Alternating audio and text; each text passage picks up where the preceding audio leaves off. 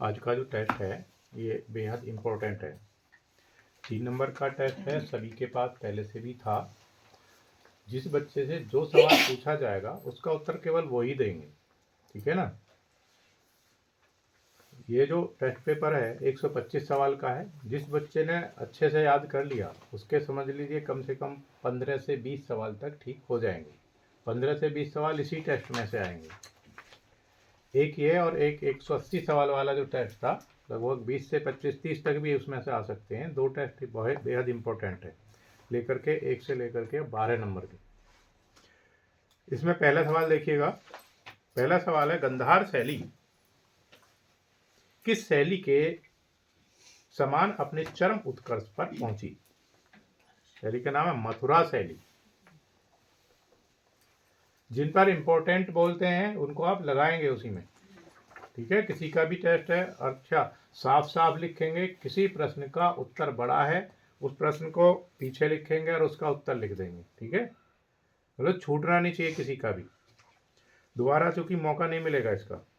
लगभग 200 ईसा पूर्व तक किस बौद्ध धर्म के अनुसार महात्मा बुद्ध के चित्र या मूर्तियों का निर्माण नहीं होता था? हीनयान। हीनयान। प्रश्न नंबर 3 है, किस राजा ने भगवान बुद्ध की प्रतिमाएं बनवानी आरंभ कर दी थी? कनिष्क ने। गंधार शैली की मूर्तियों में कौन सा प्रभाव है? यूनानी।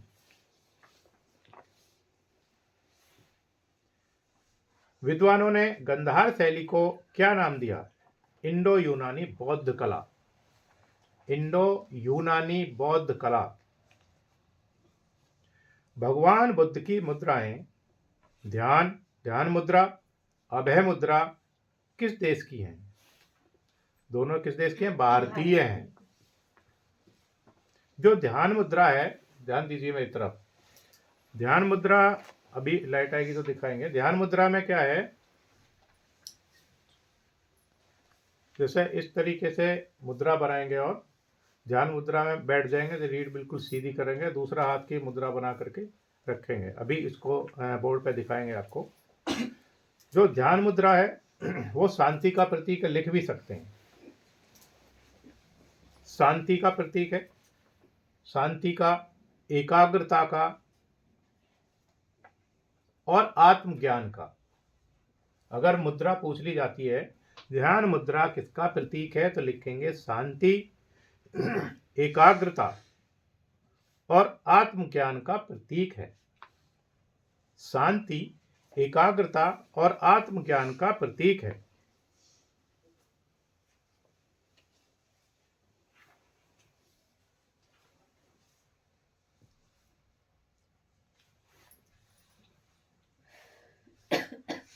अगर मन अशांत है, ध्यान दीजिएगा, अगर मन अशांत है, किसी कार्य में नहीं लग रहा है, पढ़ने में नहीं लग रहा है, तो ये मुद्रा 100% काम करती है।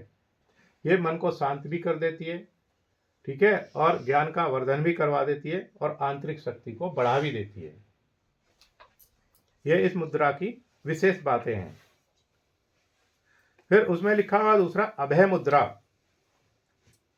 अभय मुद्रा जैसा नाम है वैसा इसका काम भी है। अभय मुद्रा का मतलब है भय, यानी डर को दूर करने का प्रतीक है यह मुद्रा।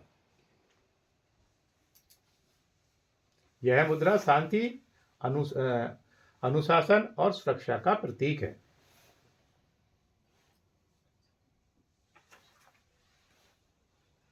सात नंबर सवाल है, गंधार शैली में विषय तथा शैली किन देशों की है?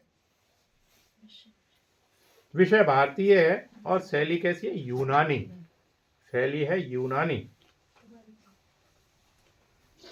किस शैली में भगवान बुद्ध की मूर्तियों में शीश केस युक्त तथा अलंकृत दिखाए हैं? गंधार शैली में।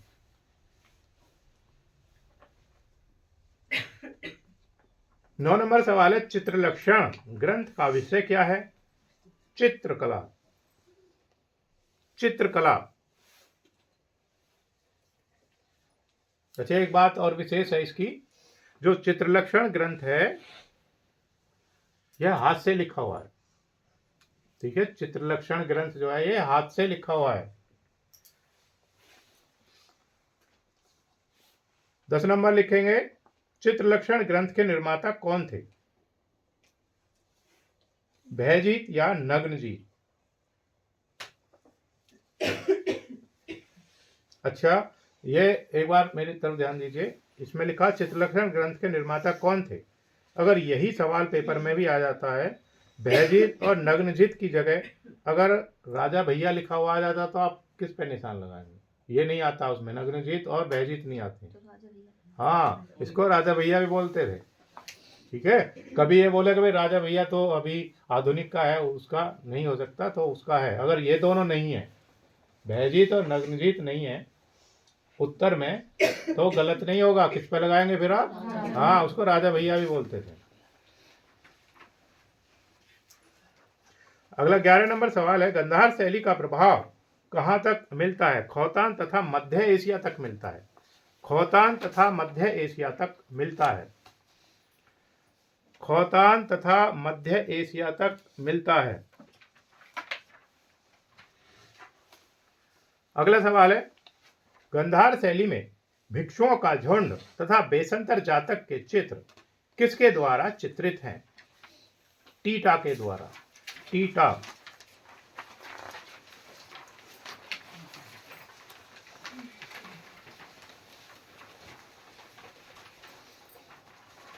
गंधार शैली में किसका मिश्रण है मधु?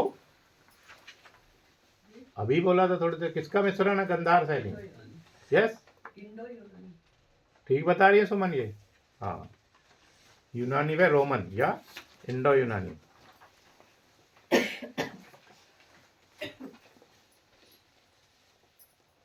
तेरह नंबर सवाल है, गंधार शैली में बाह्य रेखाएं किस रंग से बनाई गई हैं? काले रंग से बनाई गई हैं।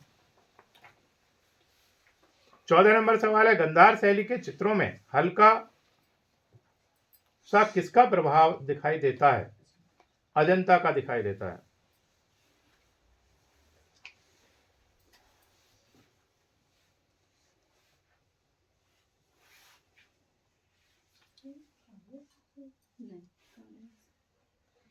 अच्छा, जिनसे पूछेंगे वो बताएंगे। आयुषी बताएंगी, अजंता की जो गुफाएं थी वो किस काल की हैं?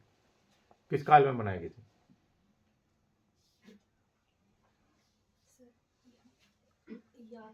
आप बताइए संजना। देखिए, जो प्रश्न का उत्तर नहीं आता है, आपको जितना पता है इतना आप बोलिए उसको। उसमें कहीं गुंजाइश होगी बढ़ाने की, घटाने की या उससे अच्छा बताने की, तो मैं फिर उसकी कोशिश करूंगा आपके लिए। यस सर, कौन बताना चाहते हैं? हाँ, गुप्त काल की भाई। गुप्त काल को कैसा काल माना जाता है? स्वर्ण काल माना जाता है चित्रकला का। हाँ जी, भारतीय चित्रकला का। और 100% सवाल आता है, भारतीय चित्रकला का स्वर्ण युग कौन सा था? गुप्त काल था। 15 नंबर सवाल है, बुद्ध धर्म का सबसे बड़ा केंद्र कौन सा था? बामिया की घाटी में था हिंदुकुश पर्वत। हिंदुकुश पर्वत। हिंदुकुश पर्वत कहाँ है? मध्य एशिया में। और मध्य एशिया के भी कौन से में? जो पाकिस्तान का विवादित क्षेत्र है। हाँ हाँ, पाकिस्तान व अफगानिस्तान के जो बीच का क्षेत्र जो विवादित है उसमें।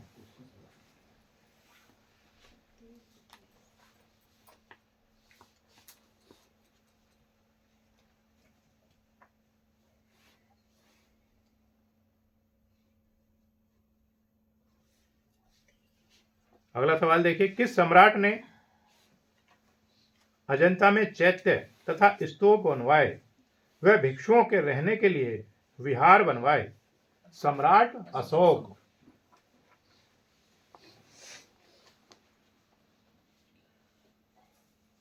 सरोज बताएंगी।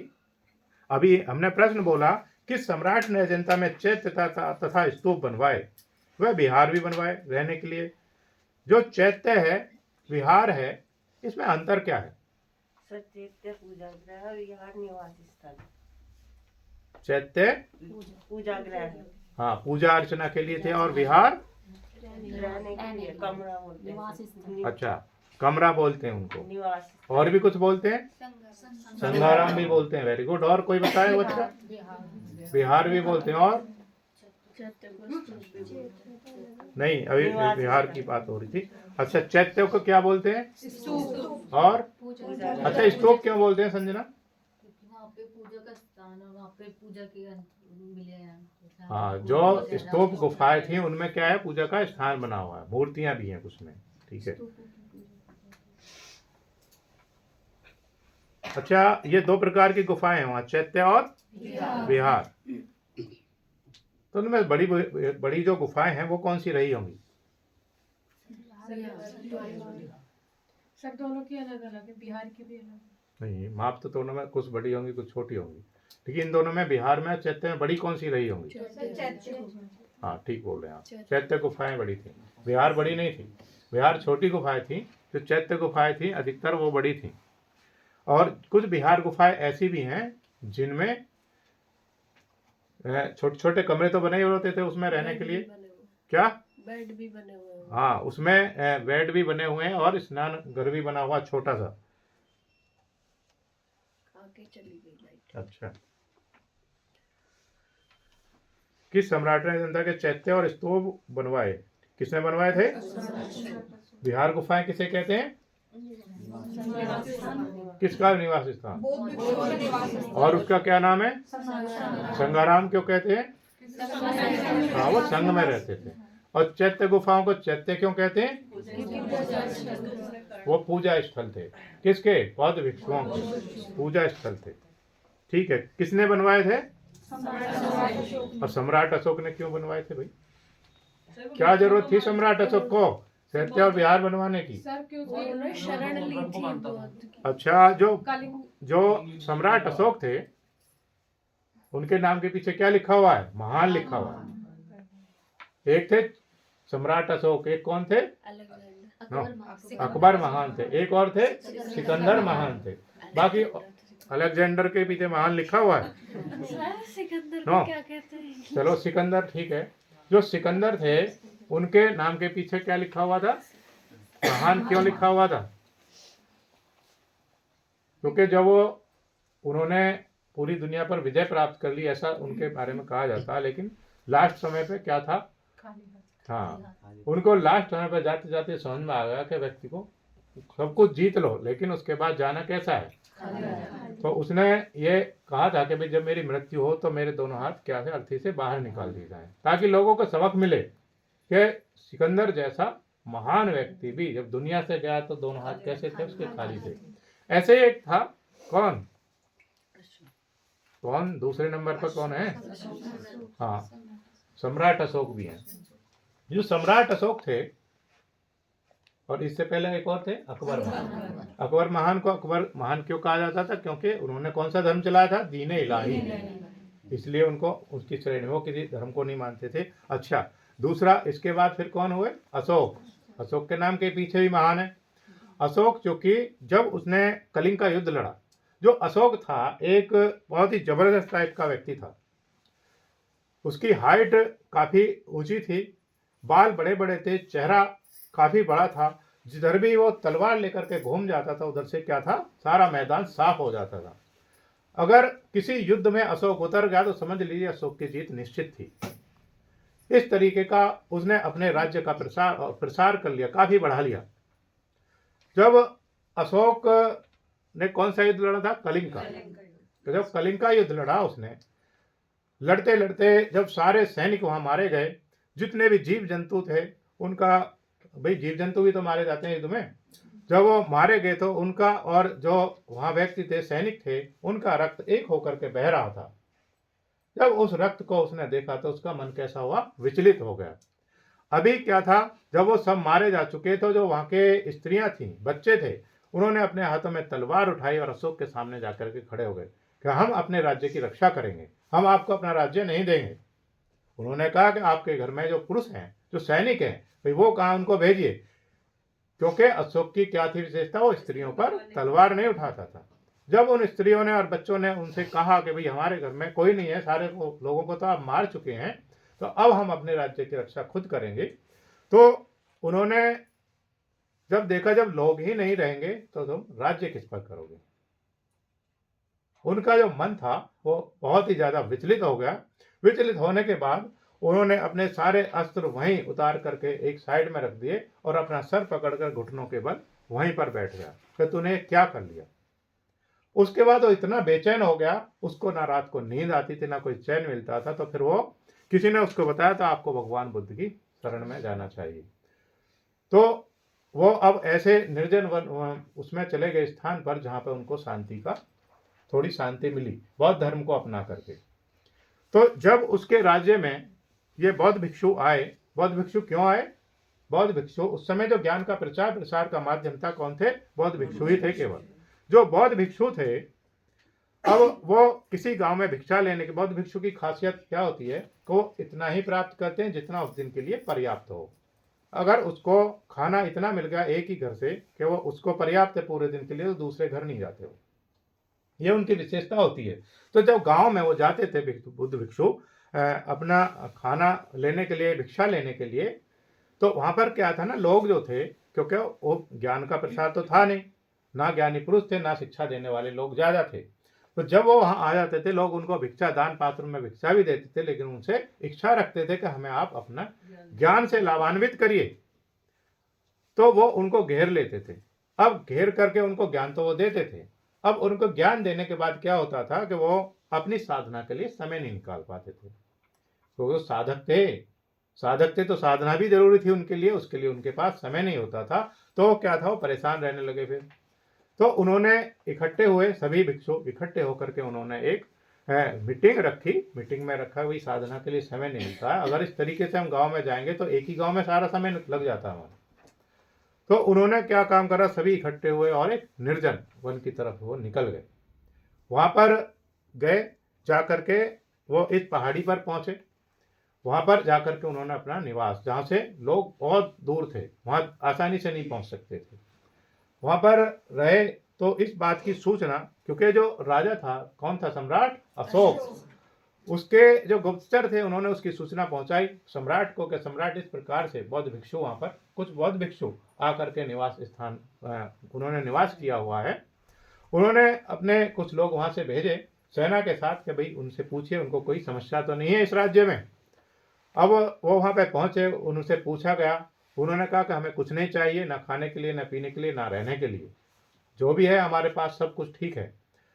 फिर वही बात सूचना जाकर के सम्राट अशोक को दी। सम्राट अशोक आए, आकर के उनसे विनय और प्रार्थना की कि हे बनते, आप राज्य में अंदर चलिए जहां आपके खाने पीने की और साधना की व्यवस्था अच्छे से करा दी जाएगी। उन्होंने उनका प्रस्ताव स्वीकार नहीं करा। तो उन्होंने कहा कि भाई हमें यहीं रह करके साधना करनी है। तो उन्होंने क्या काम करा, फिर जय राज्य में वापस वहां से जाकर के कुछ चेंजार भेजे। चेंजार का क्या काम था, गुफाएं खोदने का काम होता था, जो हाथ से गुफाएं खोदते थे। वहां आए और उन्होंने वहां पे कुछ उनके रहने के लिए गुफाएं बना दी। गुफाएं बना दी और खाने पीने का उनका इंतजाम करा दिया।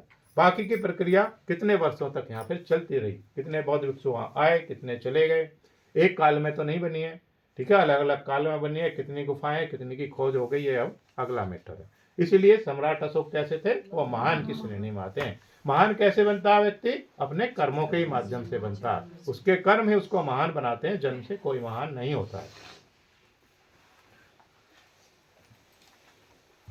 कि सम्राट ने जनता में चैत्य तथा स्तूप बनवाए, भिक्षुओं के रहने के लिए विहार बनवाए, सम्राट अशोक ने बनवाए। समझ में आ गया क्यों बनवाए थे? गुड। तिब्बती इतिहासकार लामा तारानाथ ने बौद्ध चित्रकला की कौन कौन सी शैलियों का वर्णन किया है? देव शैली, नाग शैली और यक्ष शैली।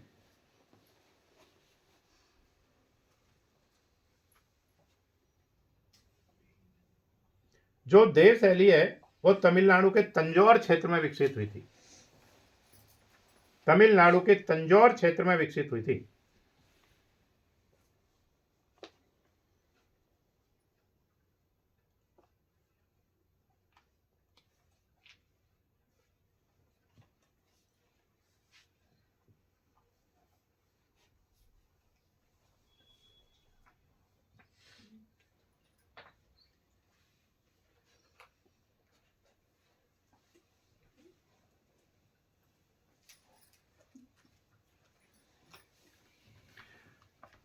जो बौद्ध शैली में चित्र बने हैं, सॉरी देव शैली में जो चित्र बने हैं वो एक तख्ता होता था।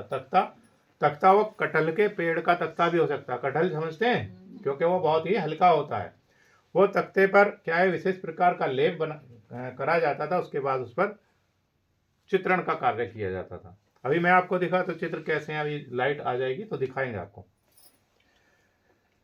आ गई सर।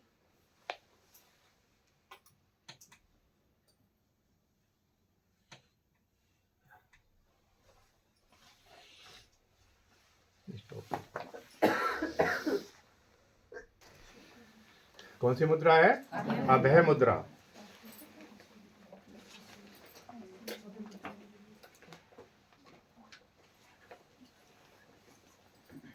हाँ, लिख लिया देव शैली। 17 नंबर सवाल था, तिब्बती इतिहासकार लामा तारानाथ ने बौद्ध चित्रकला की कौन कौन सी शैलियों का वर्णन किया है? देव शैली, नाग शैली और यक्ष शैली।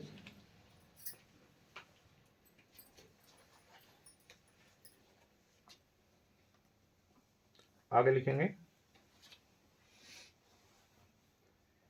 अच्छा, ये तो मैंने बता दिया था। देव शैली में कैसे तख्ते पर कैसे विशेष प्रकार का लेप लगा करके और उस पर चित्रण कार्य किया जाता था।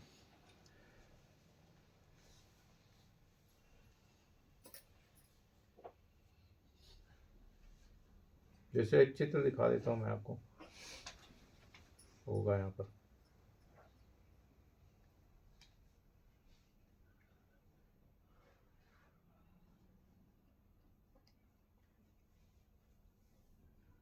ये हाँ, ये देख पा रहे हैं। अच्छा, इन देव शैली में चित्रण कार्य किस पर किया जाता था? तख्ते पर। तख्ता किसका लिया जाता था? कटहल की लकड़ी का। क्यों? क्योंकि वो बहुत ज्यादा हल्का होता है। अब दूसरा लिखा है इसमें नाग शैली। नाग शैली को और किस नाम से जानते हैं? नागर शैली भी बोलते हैं इसको। ठीक है, यह कैसी है? भारतीय शैली है। इसके अंतर्गत क्या आती है? मंदिर निर्माण की कला आती है।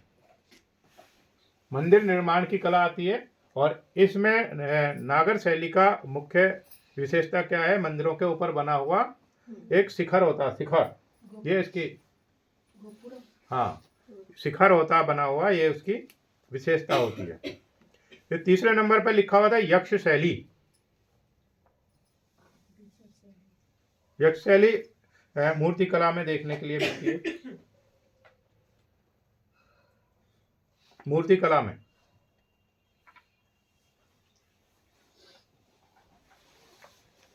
अगला सवाल है 19 नंबर, देखिए अब। अजंता की चित्रकारी, ये इंपॉर्टेंट सवाल है। अच्छा, 18। देव, नाग व यक्ष शैली किन प्रदेशों की है? लिख लीजिए। देव शैली, नाग शैली किसकी है? तमिलनाडु के तंजौर क्षेत्र में विकसित हुई थी। तमिलनाडु के तंजौर क्षेत्र में विकसित हुई थी। देव मध्य प्रदेशीय और नाग पूर्वी तथा यक्ष कैसी है? पश्चिमी शैली है। देव शैली कैसी है? मध्य प्रदेशी है। नाग शैली पूर्वी तथा यक्ष शैली कैसी है? पश्चिमी। और देव शैली कहाँ विकसित हुई थी? तमिलनाडु के तंजौर क्षेत्र में विकसित हुई थी। हाँ, यक्ष पश्चिमी। 19 नंबर सवाल देखेंगे। अजंता की चित्रकारी किस शैली पर आधारित मानी जाती है? देव शैली पर। यह 100% आने वाला सवाल है, इंपॉर्टेंट सवाल है। अगला सवाल देखते हैं 20 नंबर। भारतीय चित्रकला का ज्वल इतिहास कहाँ से प्रारंभ होता है? भित्ति चित्रों से। भित्ति चित्रों से। अजंता कहाँ स्थित है? महाराष्ट्र के औरंगाबाद जिले में स्थित है। अजंता किस नदी के तट पर है? इंपॉर्टेंट है, बाघोरा नदी के तट पर है। बाघोरा नदी के तट पर है।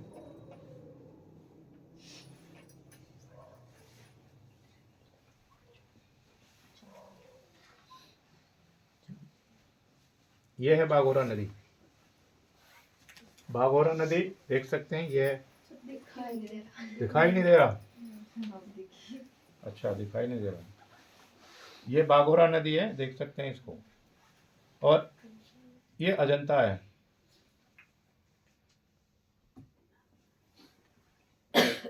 अजंता का बाहरी दृश्य है ये। जो ये पर्वत था इसमें कटी हुई गुफाएं हैं। आगे देखेंगे 23 नंबर सवाल है, बाघोरा नदी फरदापुर से कितने मील दूर है? 4 मील दूर है। 4 मील दूर है। बाघोरा नदी के किस घुमाव के बाद अजंता के दर्शन होते हैं? अंतिम घुमाव के बाद। बाघोरा के अंतिम घुमाव के बाद। अजंता की गुफा कितने फीट ऊंचे अर्धचंद्राकार टीले पर है? 300 फीट, कहीं कहीं पर यह 250 फीट भी है। ठीक है, अब 250 फीट किसी ने गुफा से ऊपर का हिस्सा नापा, किसी ने उसके नीचे से भी नाप लिया है। 26 अजंता में कितने प्रकार की कलाएं हैं? वह कौन कौन सी हैं?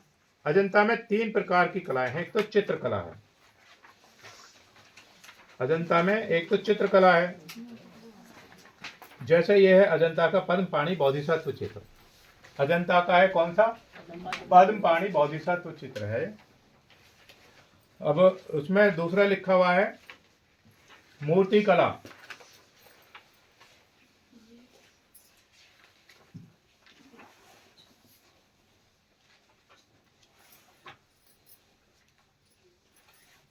ये मूर्ति कला है अजंता की। मूर्ति कला का उदाहरण बहुत सारे हैं। फिर तीसरा लिखा वास्तुकला। ये वास्तुकला का उदाहरण है अजंता का। वास्तुकला किससे संबंधित है? भवन निर्माण कला से। ये वास्तुकला से संबंधित हो गया। 27 नंबर सवाल है, अजंता के पास किन वृक्षों का जंगल है? हार श्रृंगार का जंगल है, जो वहां पर एकदम से खुशबूदार माहौल रहता है। हार श्रृंगार के फूल कैसे होते हैं? हाँ, घर के बाहर भी लगा हुआ है हमारे। 29 नंबर सवाल है, अजंता में कितनी गुफाएं हैं? अजंता में कितनी गुफाएं हैं? 30 गुफाएं हैं। सर 28 किस माह में कम से कम? अजंता में कितनी गुफाएं हैं? अच्छा, 28 का सवाल उत्तर नहीं बोला। नहीं सर। अक्टूबर से दिसंबर तक। ठीक है। अक्टूबर से दिसंबर तक अजंता में कितनी गुफाएं हैं? 30 गुफाएं हैं। अच्छा, 30 गुफाएं कैसी हैं आप बताइए नीतू? खाना नहीं खाते हो? खाते ही नहीं हो? चलिए आप बताइए। सर 2 प्रकार की गुफाएं कौन कौन सी? चैत्य और बिहार। बिहार गुफाएं हैं। ठीक बता रही हैं। चैत्य बिहार में अंतर बताइए। सर चैत्य होते हैं बौद्ध भिक्षुओं का पूजा स्थल और बिहार होते हैं उनके निवास स्थान। गुड। 30 नंबर सवाल है, क्या अजंता की 30वीं गुफा में चित्र हैं? नहीं। इसमें लिख सकते हैं, कुछ दीवारों पर काटकर भगवान बुद्ध के जीवन संबंधी दृश्य बनाए गए हैं तथा कुछ पत्थर की मूर्तियां भी हैं। चित्र नहीं है, लेकिन क्या है? दीवारों पर भगवान बुद्ध से संबंधित कुछ दृश्य बनाए गए हैं तथा पत्थर की कुछ मूर्तियां भी बनाई गई हैं वहां पर।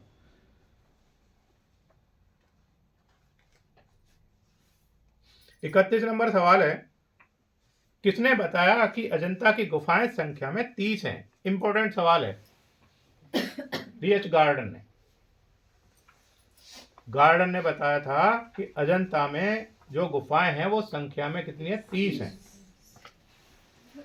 अजंता की कौन सी गुफा अपूर्ण है तथा सबसे छोटी है? वह चित्र भी नहीं है। 30वीं गुफा है। 30वीं गुफा है। अजंता की गुफाएं कितने प्रकार की हैं? 2 प्रकार की हैं। 2 प्रकार की हैं अजंता की गुफाएं। आयुषी बताएंगी कौन कौन सी हैं? चैत्य और बिहार। अच्छा, चैत्य गुफाओं को प्रशांत बाना बताएंगे किस किस नाम से जाना जाता था? स्तूप, पूजा का स्थान। ओके, स्तूप पूजा का स्थान और रहने का स्थान और कितना बढ़िया बता रहे हैं, रहने का स्थान। सर मैं बिहार का सोचा। इतना ही सोचिए जितना पूछा जाता है। अगर चैत्य पूछा है तो चैत्य पर ही दिमाग लगाइए, बिहार पूछेंगे तो बिहार पर ही दिमाग लगाइए। हाँ जी, आप बताइए मोनिका। सर 2 प्रकार की गुफाएं, चैत्य गुफा और विहार। चैत्य गुफाएं जो हैं पूजा अर्चना के लिए जो बौद्ध। चैत्य का केवल नाम पूछ रहे हैं। चैत्य को और किस नाम से जाना जा सकता है? उन्होंने बताया स्तूप गुफा, क्योंकि उसमें स्तूप भी होता है। चैत्य गुफा पूजा अर्चना के लिए वो होती हैं। और एक नाम और कहा जाता, अप्स भी कहा जाता। अप्स, ए आदि पे और से, अप्स।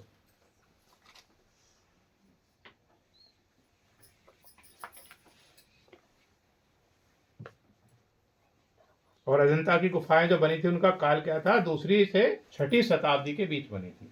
2री शताब्दी से 6ठी शताब्दी के बीच। लिख लीजिए इसको भी वहीं उसी सवाल के आसपास लिख दीजिए ताकि याद रहे। 2री से 6ठी शताब्दी के बीच बनी थी।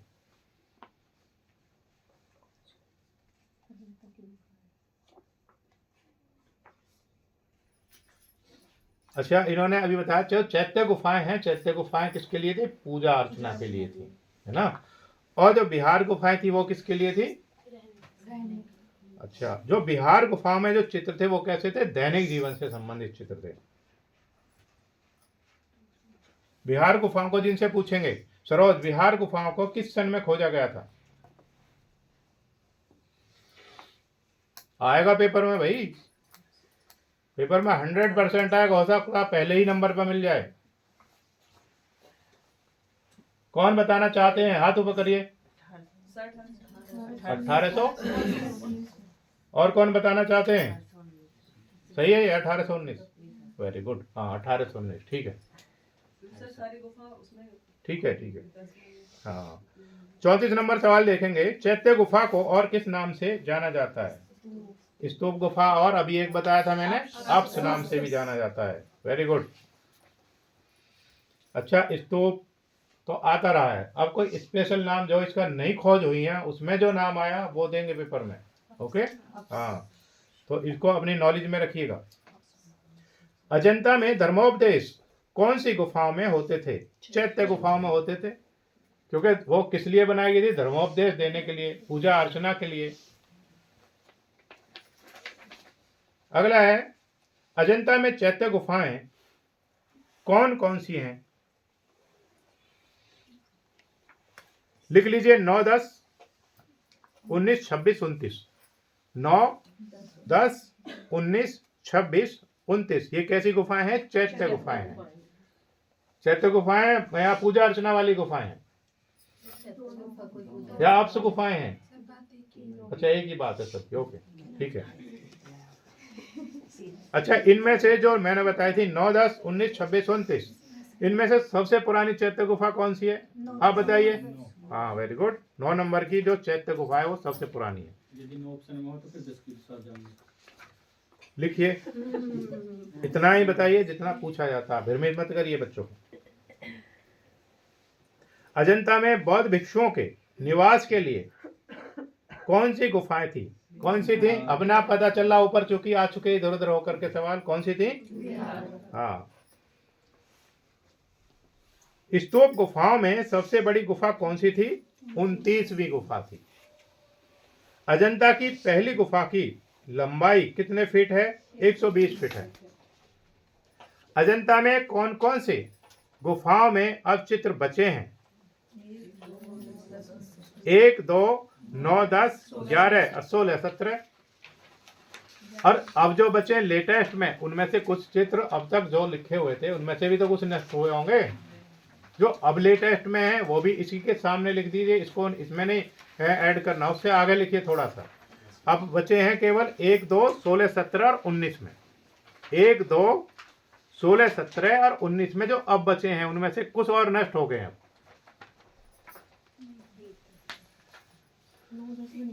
41 नंबर सवाल देखेंगे। अजंता की खोज किसने की? किस सन में हुई? 1819 में। अभी सरोज ने बताया था 1819 में हुई थी। ब्रिटिश अधिकारी थे, कौन बताएंगे कौन थे? हाँ, वेरी गुड, जॉन स्मिथ थे। जॉन स्मिथ जो थे वो कहाँ गए थे? वे शिकार की खोज में निकले थे। घूमते घूमते कहाँ चले गए? अजंता की गुफाओं, वहां पे जंगल में चले गए। जंगल में जाकर के उन्होंने देखा कि वहां पर उन्हें बहुत बड़ा खजाना मिल गया है। उसकी सूचना किसको दी फिर उसने? ईस्ट इंडिया हाँ, ठीक है, जॉन स्मिथ। अजंता की गुफाओं की खोज का श्रेय किसे जाता है? मद्रास सेना के अधिकारियों को ही जाता है, ब्रिटिश अधिकारियों को जाता है, जॉन स्मिथ को जाता है। अगला है, अजंता में, अच्छा कई बार इनका नाम नहीं आता, केवल सैनिक आ जाता है, तो वो क्या थे? वो सैनिक भी थे। ठीक है, उसका ध्यान रखेंगे। मतलब प्रश्न का पहले उसको समझेंगे, मतलब एकदम से विचलित नहीं होंगे प्रश्न को देख करके कि ये तो प्रश्न पढ़ा हुआ है, जो सर ने बताया था इसमें तो एक भी ऑप्शन नहीं है। ठीक है, ये शिकायतें पहले की थी कुछ बच्चों ने, यदि अच्छा जब उनको बताया गया तो उनकी समझ में आएगा हाँ ये उसमें था। तो उस प्रश्न को पहले समझिए, समझ में नहीं आ रहा तो छोड़ दीजिए कुछ समय के लिए, दोबारा राउंड में आइए, फिर उस पर दिमाग लगाइएगा, 100% उसमें होगा, फिर कुछ ना कुछ उत्तर मिलेगा। प्रश्न को हल करने के कई तरीके होते हैं, एक प्रश्न को कई तरीके से हम हल कर सकते हैं। अगर आप पर प्रश्न का उत्तर सीधे सीधे नहीं आ रहा है तो फिर क्या करेंगे, हम उल्टी तरफ से चलेंगे, फिर उसमें देखेंगे इनमें से 4 में से कौन सा एक नहीं हो सकता, फिर उसको कट करिए, फिर आपको लग रहा कि एक और इसमें से नहीं हो सकता, फिर एक और कट कर दीजिए, तो 50% आप हल कर चुके। अब 50% में आपका 50-50 तो है ही, 50-50 है ना सही होने का। अगर उन दोनों में से किसी एक पर निशान लगाएंगे तो उसके चांस बहुत ज़्यादा बढ़ जाते हैं। तो किसी भी सवाल पर टाइम दीजिए फिर उस पर, इसीलिए फर्स्ट राउंड में जितनी फास्ट कर सकते हैं इतना करिए और समय बचाइए। इसीलिए हर एक पेपर 35 से 40 मिनट लास्ट है हमारे पास, इसी की प्रैक्टिस होती है। इसलिए वहाँ पे कितने घंटे मिलेंगे, 2 घंटे का समय मिलेगा पूरा। 43 नंबर है, अजंता में प्राप्त कला मंदिरों का विस्तृत वर्णन 1822 में किसमें पढ़ा था। 1822 में विलियम रस्किन ने बॉम्बे लिटरेरी सोसाइटी के लेख में, 1822 में विलियम रस्किन ने बॉम्बे लिटरेरी सोसाइटी के लेख में पढ़ा था, बॉम्बे लिटरेरी सोसाइटी के लेख में पढ़ा था। 44 नंबर सवाल है, 1824 में किस अंग्रेज ने अजंता के कला मंदिरों के दर्शन किए। जेम्स ई अलेक्जेंडर, जेम्स ई अलेक्जेंडर। इंपॉर्टेंट सवाल है, बेहद इंपॉर्टेंट सवाल है। किसने अजंता के चित्रों की सूचना रॉयल एशियाटिक सोसाइटी को दी। जेम्स ई अलेक्जेंडर ने दी थी 1824 में, जेम्स ई अलेक्जेंडर ने ही दी थी। किस सन में, 1824 में दी थी।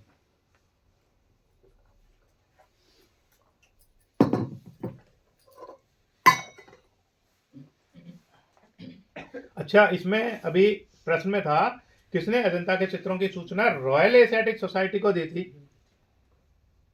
रॉयल एशियाटिक सोसाइटी जो है क्या है, ये एक वैज्ञानिक संस्था है। क्या है ये, एक वैज्ञानिक संस्था है, इसलिए इसको सूचना दी थी। इसकी स्थापना कब हुई थी,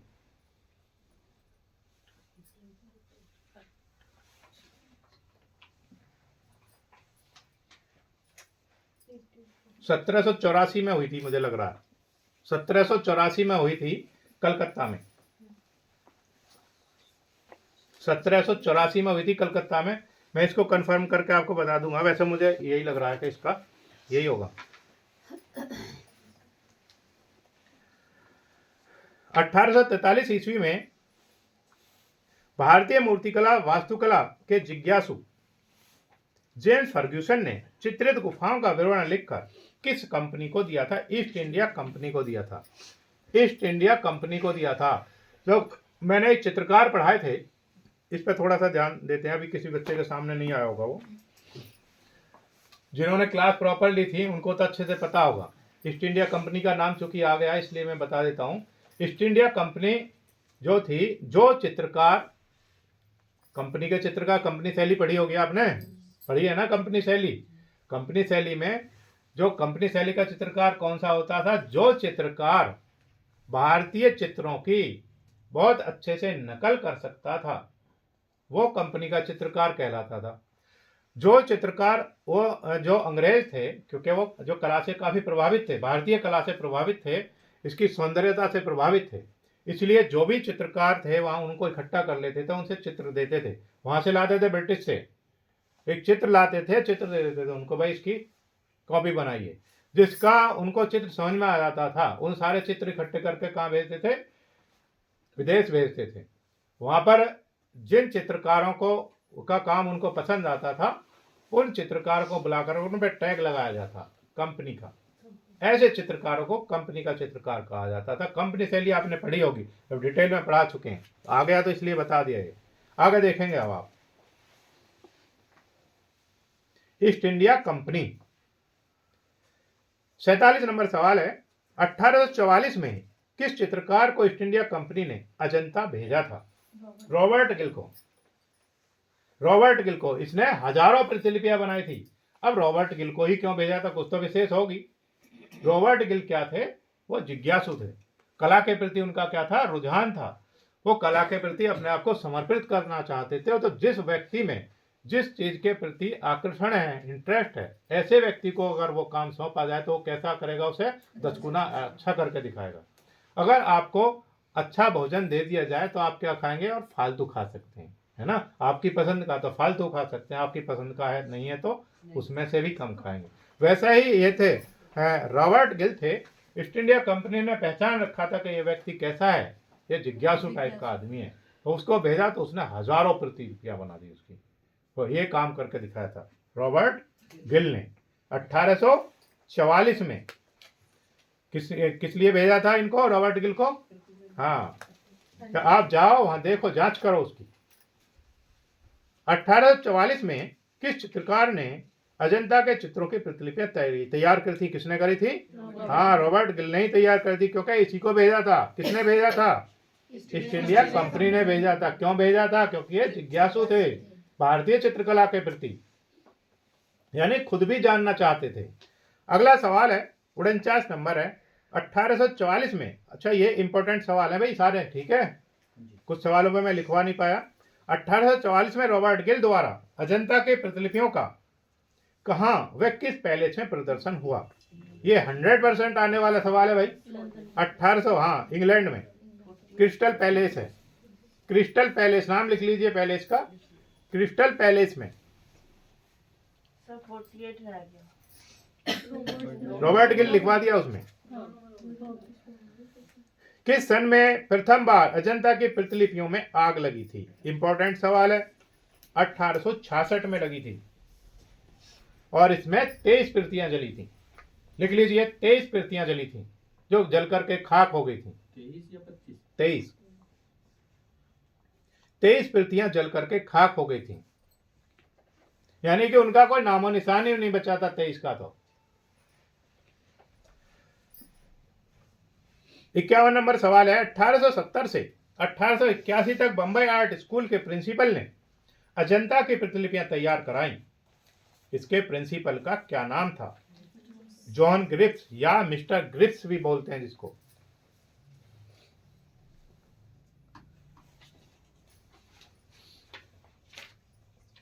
यानी कि इनको किस सन में भेजा था? 1870 में भेजा था। और इन्होंने प्रतिलिपियां तैयार कब कर दी थी? 2 साल में, यानी 1872 में प्रतिलिपियां तैयार कर दी थी इन्होंने।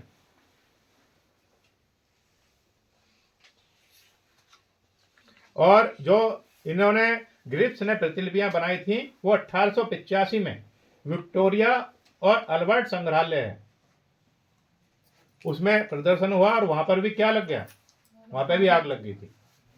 वहां पर भी आग लग गई थी और वहां पर भी ये प्रतिलिपियां जल गई थी। 52 नंबर सवाल देखेंगे, 1870 से 1881 में अजंता की प्रतिलिपियां कितनी जिल्दों में तैयार कराई गई? 2 जिल्दों में तैयार करें। अब क्या कितनी में? 2 में, क्योंकि उनको पता था ये धरोहर बार बार बनाई जाती है, किसी न किसी आपदा के कारण या हमारी गलती के कारण वो क्या है, आग में जल करके खत्म हो जाते हैं। अब उनकी प्रतिलिपियां बनाई 2, एक का प्रदर्शन के लिए भेजा गया और एक को सुरक्षित रखा गया। आ गया लेडी हरिंगम। अजंता के प्रतिलिपियां तैयार करने के लिए नंदलाल बोस वे अन्य के साथ किस सन में आई? 1909 से 1911 के बीच में आई थी। 1909 से 1911 के बीच में। 54 नंबर सवाल है, लेडी हरिंगम ने अजंता के चित्रों को कितनी जिल्दों में तैयार करवाया? इन्होंने करवाया कितनी में? 4 जिल्दों में, ताकि दोबारा मेहनत ना करनी पड़े एक ही बार में। अगर कोई प्रतिलिपि खराब भी हो जाए तो हमारे पास सुरक्षित रहें और एक समय में कई जगह हम प्रदर्शनी भी लगा सकते हैं कुछ प्रतिलिपियों को सुरक्षित रख करके। तो वो काफी दूरदृष्टि लेडी थी, लेडी हरिंगम। अगला है, अजंता की गुफाओं के लिए क्यूरेटर की नियुक्ति किस सन में हुई? 1908 में। कौन थे क्यूरेटर? हाँ, क्या नाम था? लामा तारानाथ। दोनों एक ही हैं? और लामा तारानाथ और तारा एकनाथ समझे नहीं? कौन समझाएंगे? चलिए आप बताइए, समझाइए आप। लामातारानाथ तो तिब्बती इतिहासकार थे। हाँ, वेरी गुड। और नारायण एकनाथ क्यूरेटर थे। हाँ, नारायण एकनाथ तो क्या थे? क्यूरेटर थे। और लामा तारानाथ क्या थे? तिब्बती इतिहासकार थे। Very good. अजंता की कौन कौन सी गुफा सबसे प्राचीन मानी जाती है? 9, 10, 12, 13 और 15A। 15A।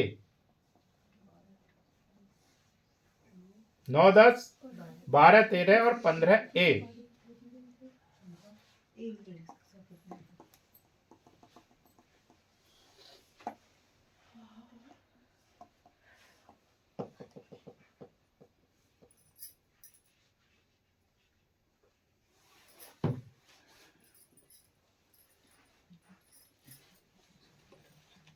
अच्छा, अगला सवाल है 57 नंबर है। अजंता की कौन कौन सी गुफाओं में मूर्तियां हैं?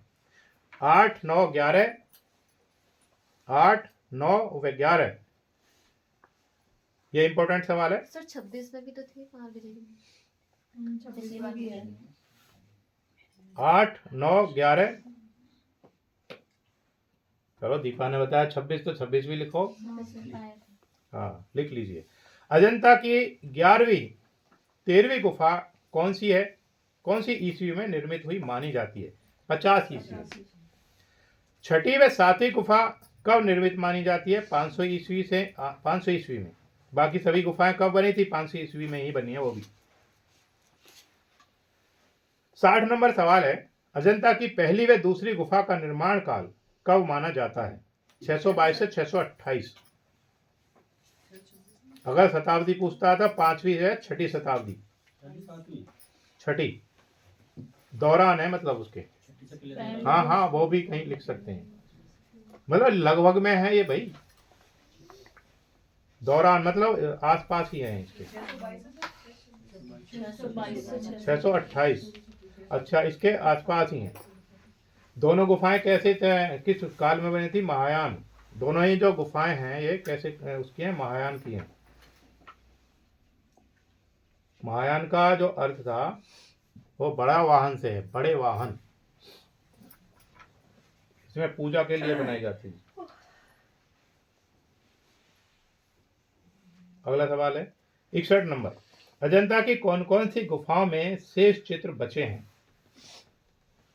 1, 2 पहले भी आ चुका है।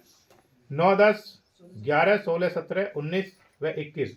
अभी लेटेस्ट वाले मैंने पहले लिखवा दिया है। और इनको आप अच्छे से रट पाएंगे तब इनको समझ भी पाएंगे, एकदम से याद आ पाएंगे, नहीं तो फिर इसमें आप भ्रमित हो जाएंगे अगर सही से इनको नहीं पढ़ेंगे। अजंता की कौन सी गुफा में सबसे अधिक चित्र बचे हैं? 17वीं गुफा में बचे हैं। 17वीं गुफा में बचे हैं।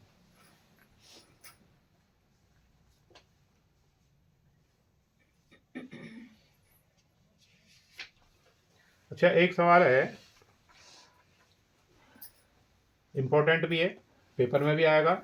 अजंता की जो गुफाएं हैं इनको विश्व विरासत स्थल किस सन में घोषित किया था? 1983। हाँ, 1983 में यूनेस्को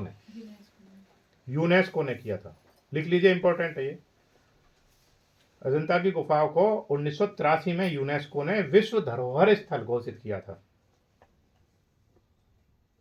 63 नंबर सवाल देखेंगे। अजंता की कौन सी गुफाओं के चित्रों को प्राचीनतम माना जाता है? 9 व 10वीं गुफा के चित्रों को। 64 नंबर सवाल देखेंगे। अजंता के चित्र किस स्टाइल में बनाए जाते थे? टेम्परा स्टाइल में। उत्तर लिखेंगे टेम्परा स्टाइल में।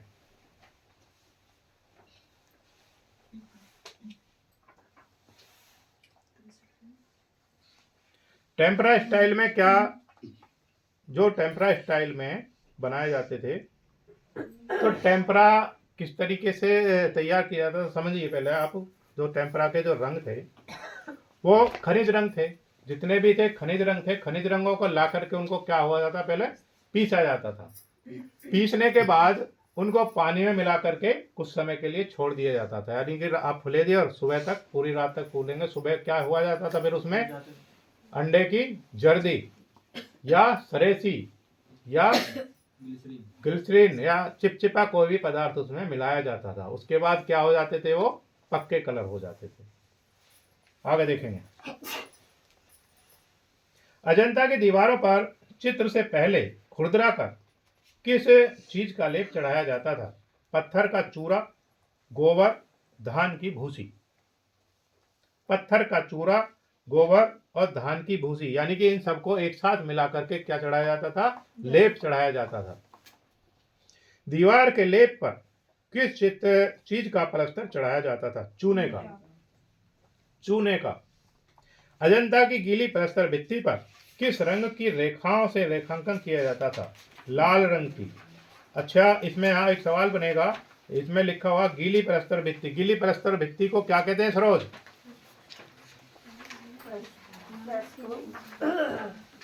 फ्रेस्को बुनो। सही बता रही हैं आयुषी? ये बोल रही है फ्रेस्को वेनो। बुनो। अच्छा व्यूनो। अच्छा व्यूनो बोल रही हैं, ठीक बोल रही हैं, सही है। क्या काम करते हैं इसमें?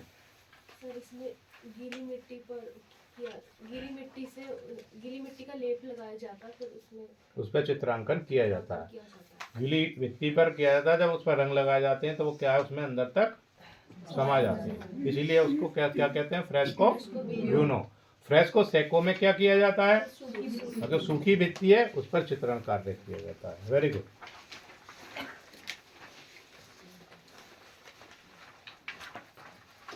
अजंता की गीली प्रस्तर भित्ति पर किस रंग की रेखाओं से रेखांकन किया जाता था? लाल। इंपॉर्टेंट सवाल है, लाल।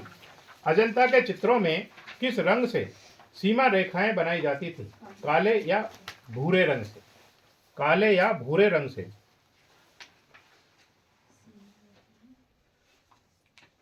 अजंता के चित्रों के रंग किस रंग से तैयार किए जाते थे? खनिज वस्तुओं से, खनिज रंग थे सारे। इंपॉर्टेंट सवाल है 69। अजंता के चित्रों का मुख्य रंग क्या था और किससे बनता था? गेरू से बनता था। गेरू से। इंपॉर्टेंट सवाल है, ये भी पेपर में आता है। अजंता में जो हरा रंग पत्थर को घिसकर बनाया जाता था उसे क्या कहते हैं? टेराबर्ट कहते थे। टेराबर्ट या हरा भाटा। टेराबर्ट या हरा भाटा। हाँ हाँ, वो एक ही बात है, इंपॉर्टेंट है। 71 नंबर इंपॉर्टेंट सवाल है। अजंता में नीला व पीला रंग किससे बनता था? नीला नील से व पीला रंग पेवड़ी से बनता था। नीला नील से व पीला रंग पेवड़ी से बनता था। इंपॉर्टेंट सवाल है। वाचस्पति गेरोला के अनुसार अजंता के चित्रों को कितने प्रमुख भागों में बांटा जा सकता है? तीन भागों में बांटा जा सकता है। नंबर 1 क्या है? आलंकारिक। जितने भी अजंता के चित्र बने हैं उसमें आलंकारिक, भाई आलंकारिक किसे कहेंगे पहले ये समझिए। हाँ बोलो। जो सजा हुआ। जो रेखा स्वतंत्र होकर हाथ के माध्यम से खींची जाएगी वो कैसी होगी? वो आलंकारिक होगी। और जो रेखाएं यंत्रों के सहायता से खींची जाएंगी वो कैसी होंगी? वो कठोर रेखाएं होंगी। अजंता में जितना भी कार्य हुआ है वो आलंकारिक है। किससे हुआ है? हाथ से हुआ है। ठीक है भाई। मान लिया भगवान बुद्ध का चित्र बना, कहीं उसमें स्केल लगाया हुआ है तो कैसा बोलेंगे उसको? आलंकारिक चित्र बोलेंगे। अलंकारिक हमारे दिमाग में इमेज बनती है, अगर हमने फूल पत्तियां बनाई हैं तो वो क्या है? वो अलंकार है। नहीं, जो भी हाथ स्वतंत्र हाथ से खींची गई रेखा है, वो कुछ भी आकृति बनाए भाई, वो कैसी है? वो आलंकारिक है। दूसरा है रूप भेदिक। रूप भेदिक का उदाहरण अजंता में क्या है?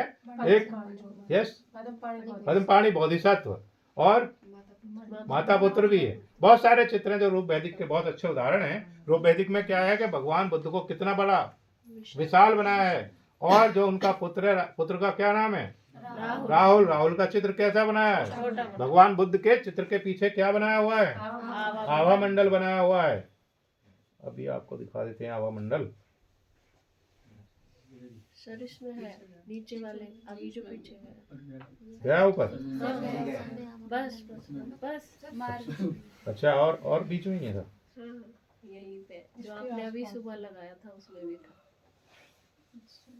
ये इसके ये पीछे तो नहीं है, इसके पीछे ये भी नहीं है, ये रहा सर, इसमें तो है। कहाँ है ये रहा सर है पीछे देखो। ये?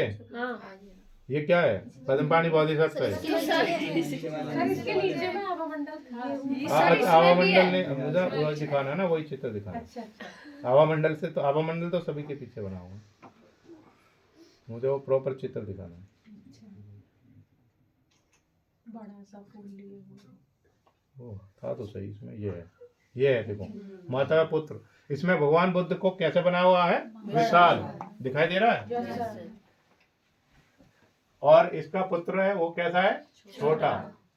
और इस पुत्र की आंखों में किसका भाव है? कृतज्ञता, उत्सुकता का भाव है। कैसे ही मेरी माँ मुझसे चलने के लिए बोले। और जब ये चित्र में, अब पहले समझ लीजिए इसके बारे में, आ गया है तो ये जब ये चित्र था जो भगवान बुद्ध थे, समझिएगा ध्यान से, ये लास्ट बार समझाया जा रहा है, इसके बाद शायद है आपको समझाने का मौका नहीं मिलेगा। इसलिए मैंने बोला था क्लासें मिस नहीं करिएगा। जिसकी क्लास मिस हो गई जिस दिन की, समझ लिए उसका बहुत कुछ खत्म हो गया, वो हमसे कभी नहीं मिलने वाला।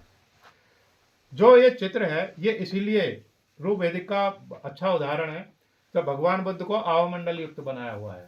आवामंडल जैसे ये चित्र है सामने टंगा हुआ है, इसमें भी आवामंडल है, और इस चित्र के जो पीछे बना हुआ है ये क्या है? ये भी आवामंडल है। आवामंडल दिव्य पुरुषों के पीछे या ज्ञानी पुरुषों के पीछे ही बनाया जाता था। आवामंडल से केवल यह दिखाया जाता है कि कैसे हैं ज्ञानी पुरुष हैं या कोई दिव्य पुरुष है, ये सामान्य पुरुष नहीं है। उन्हीं लोगों के सिर के पीछे बनाया जाता था। जब भगवान बुद्ध को अपने घर से घर छोड़े हुए काफी समय हो गया, तो ये अपना वो घर परिवार सब भूल चुके, मतलब वो किस में लग गए? साधना में लग गए थे। वो एक दिन घूमते घामते क्या है, भिक्षा पात्र हाथ में ले रखा था, और जो अपनी पत्नी थी, क्या नाम था इनका? यशोधरा, इसी के द्वार पे आकर के भिक्षा मांग रहे थे। जब वो आई यशोधरा भिक्षा देने के लिए, तो वो देख करके एकदम से सन्न रह गई कि आज मेरे ही स्वामी मेरे ही द्वार पर कुछ मांगने के लिए आए हैं। अब वो उसको भिक्षा अपने सोच में पड़ गई कि मैं जिस व्यक्ति ने अपना सब कुछ त्याग दिया हो, उस व्यक्ति को भला मैं क्या दे सकती हूँ। भिक्षा लेने के लिए गई, लेकिन वो डिसाइड ही नहीं कर पाए कि मुझे क्या देना है। भाई इस व्यक्ति को हीरे जवाहरात नहीं चाहिए, मेरे पास दुनिया भर के भरे पड़े हैं, इसके लिए उनकी कोई कीमत नहीं है। अब वो सोचती रही, तो उसने देखा कि मेरा पुत्र है। पुत्र का क्या नाम था? राहुल। राहुल का हाथ पकड़ा है अपने हाथ में, और उसको लेकर के आ रही है अंदर से कि मेरे पास राहुल से ज्यादा प्रिय वस्तु कोई नहीं है, क्यों ना मैं अपने पुत्र को ही दान कर दूं। वो उसका राहुल का हाथ पकड़ करके लेकर के आए। राहुल बेहद खुश है, और उसकी आंखों में किसका है? उत्सुकता का भाव है। पूछ लिया जाता है राहुल समर्पण चित्र में राहुल की आंखों में किस चीज का भाव है? उत्सुकता का भाव है। कैसे ही मेरी माँ मुझे जाने के लिए आदेशित करे और मैं इनके साथ चलूं। ये इस चित्र का रूप वेदिक का बेहद अच्छा उदाहरण है। इसमें से कई सारे सवाल पूछ भी लिए जाते हैं। आगे देखेंगे हम कौन सा सवाल चल रहा है मीका?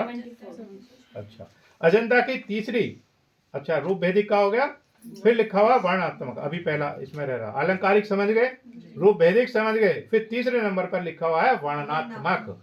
यही है वर्णनात्मक का क्या मतलब है? जैसे एक चित्र को कई पार्ट में बांटना। जैसे आपने एक कहानी सुनी होगी कछुआ की और खरगोश की। सुनिए, एक चित्र में क्या है? कछुआ और खरगोश में वार्ता हो रही है। दूसरा चित्र उसके बाद बना है, उसमें क्या है? कछुआ और खरगोश में एक आगे बढ़ गया, एक थोड़ा सा आगे बढ़ रहा है और एक पीछे है। तीसरे चित्र में क्या है? वो खरगोश सो जाता है झाड़ी के नीचे, कछुआ अपनी लाइन के पास पहुंच चुका होता है। तो वो उससे क्या है कि हमारी समझ में आ जाता है कहानी का भाव। वैसे ही ये है वर्णनात्मक चित्र। अजंता के गुफाओं में भी वर्णनात्मक चित्रों को दिखाया गया है, वर्णन किया गया। ये यानी कि एक के बाद दूसरा, यानी कि ये सब जुड़े हुए रहते हैं एक दूसरे से कनेक्ट है। ऐसे चित्रों को वर्णनात्मक चित्र कहते हैं। जैसे प्रश्न लिखते हैं यार, आप लोग प्रश्न भी लिखते हैं पेपर में, वर्णनात्मक प्रश्न भी आते हैं। जो शॉर्ट प्रश्न है उसका टिक लगाना है, दूसरा उसमें 2 शब्द लिखना है, तीसरे में क्या है? वर्णन लिखना है। वर्णन किसी भी चीज का, किसी भी चित्र को, किसी भी लेख को लिखने से पहले उसको समझिए। पहले टॉपिक समझ लीजिए बस। आप रटिए नहीं, रटना अच्छी बात नहीं है। छोटे छोटे प्रश्न रट सकते हैं। अब आप लिखेंगे कैसे? मैंने आप एक बार लेखन सीख गए ना, तो आपको बिल्कुल कहीं से कहीं तक दिक्कत होनी नहीं है। लेखन कैसे सीखना है? आप टॉपिक लिखिए ना, आप उस टॉपिक के बारे में पहले जानकारी कर लीजिए। हमारी दिक्कत क्या है, हम चित्रा लेंगे और उसको रटने लग जाएंगे, पर ऐसे नहीं पढ़ना है। आप अब ग्रेजुएशन में आ चुके हैं, ग्रेजुएट पोस्ट ग्रेजुएट बन चुके हैं, आप उसको केवल एक बार पढ़िए, आप अच्छे से समझ करके पढ़ लीजिए, दोबारा पढ़ने की जरूरत नहीं है। अब उसमें मुख्य चीज देखिए किस चीज पर फोकस किया गया है। अब यार आप उसको टॉपिक को लेकर आप उस पर लिखिए अपने शब्दों में। आप हो सकता है उससे कई गुना बेटर लिख सकें, बहुत अच्छे से लिख सकते हैं। ठीक है, तो उसको समझने की कोशिश करिए किसी भी चीज को। आप रटने वाले तो बहुत हैं, 8वीं 10वीं तक खूब रटवाया ही तो जाता है, इंटर तक भी खूब रटवाया जाता है, उसके बाद भी फिर आप रटते रहे तो आप विकसित कहाँ हुए, बड़े कहाँ हुए? आप तो वहीं तक रह गए। अब आप बड़े हो गए हैं, अब आपको क्या पे कॉलेज में भेजा जा रहा है, तो आप अपना दिमाग थोड़ा विकसित करिए। वर्णनात्मक समझ गए? Yes sir. ओके। 74 नंबर सवाल है, अजंता की तीसरी श्रेणी के चित्र किस पर आधारित हैं? जातक कथाओं पर। अब जातक कथाओं के बारे में कौन बताना चाहते हैं भाई? आप बताइए। अलका आप बताइए, फास्ट बताइए थोड़ा सा मुझे।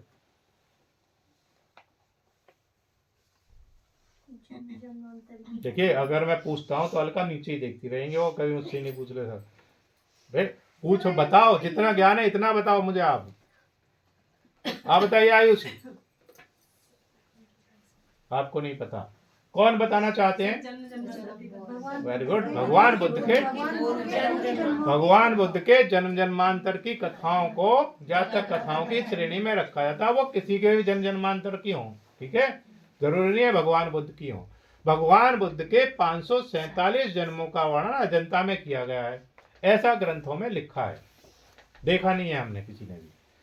जातक कथाएं। अगला है 75 नंबर सवाल, अजंता की नवी गुफा जो अति प्राचीन मानी जाती है, जिसका निर्माण 200 से 500 ईस्वी तक हुआ माना जाता है, यह कैसी गुफा है? ये आयताकार चैत्य गुफा है। अब चैत्य गुफाएं फिर आ गई है।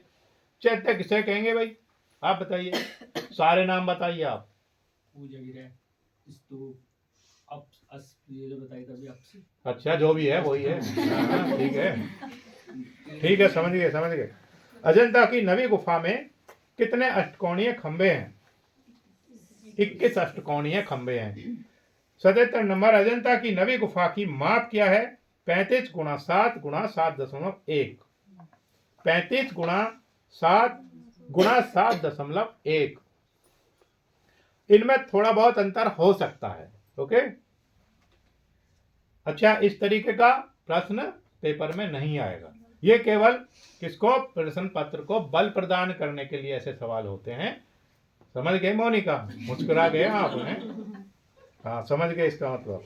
अजंता के चित्रों में पूजा के लिए जाते हुए मानव समूह में कितनी आकृतियां हैं? 16 आकृतियां हैं। अजंता की गुफा संख्या 10 की माप क्या है? 29 × 12.1 × 11 मीटर। 29 × 12.1 × 11 मीटर। 80 नंबर सवाल है, अजंता की गुफा संख्या 10 में कितने खंबे हैं तथा छत कैसी है? 39 खंबे हैं तथा छत गोलाकार है। 39 खंबे हैं तथा छत गोलाकार है। 81 नंबर है, अजंता की गुफा संख्या 10 कैसी गुफा है? चैत्य गुफा है। चैत्य गुफा है। 80 नंबर है, 39 खंबे हैं तथा छत गोलाकार है। 39 खंबे हैं तथा छत गोलाकार है।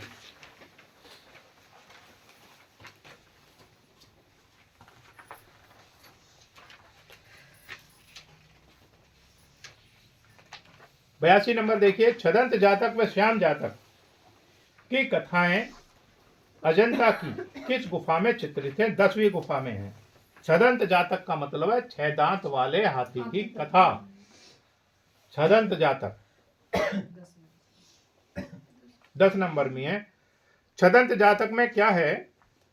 जो 6 दांत वाला हाथी होता है सफेद कलर का, वो भगवान बुद्ध का एक रूप था।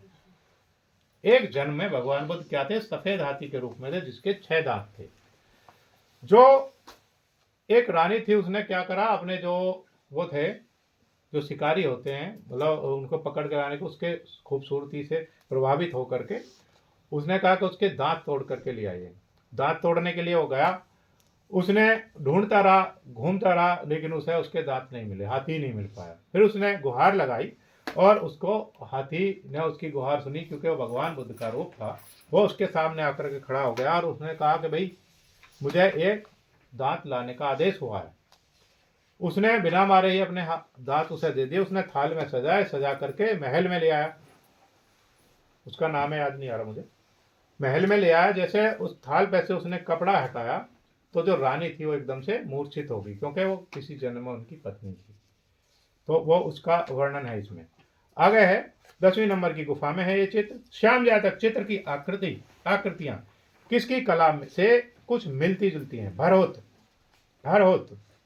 19.5 मीटर लंबा और 3.1 मीटर चौड़ा बरामदा अजंता की किस गुफा में है? 16वीं गुफा में है। अजंता की 16वीं गुफा 22 वर्ग मीटर व 4 मीटर ऊंची कैसी गुफा है? बिहार गुफा है।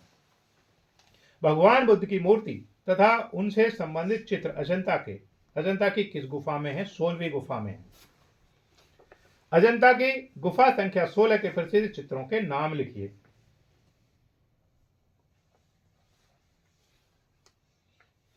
देखिए भाई, अभी मैंने 2 तरीके के सवाल इसमें लिखवाए थे। अजंता की कौन कौन से चित्रों में शेष बचे हैं। एक पहले लिखवा दिया था, तो उसमें मैंने थोड़ा संशोधन करवाया है, क्योंकि जो चित्र बने हुए हैं अजंता में, इनको कितने 1500-1600 साल हो गए।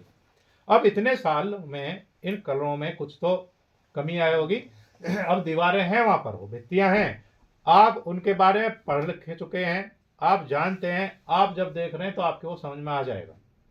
जो ऐसे ही जाएगा, जिसने कभी ना सुना ना देखा, वो देगा, उनकी समझ में कुछ नहीं आएगा। वहां पे इतने धूमिल हैं वो। हालांकि उनकी सुरक्षा के लिए काफी कुछ इंतजाम किए गए हैं, लेकिन फिर भी वो काफी सारे समय के अनुसार धूमिल हो गए। इसमें अजंता की गुफा संख्या 16 के प्रसिद्ध चित्रों के नाम लिखिए। लिख लीजिए। हस्ती जातक,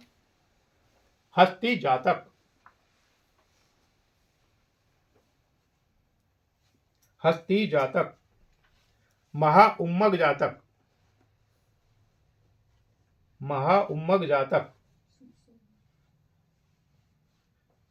सुतसोम जातक,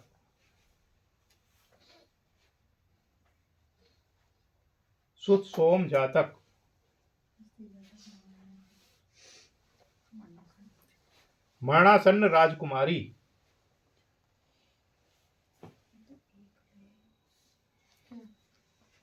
कुछ चित्र ऐसे हैं जो 2-2 गुफाओं में।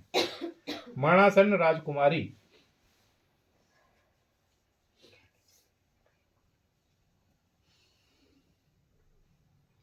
मरणासन्न राजकुमारी के बाद लिखिएगा अप्सराएं। सर अप्सरा तो 17 है। अप्सराएं बताएंगे अभी।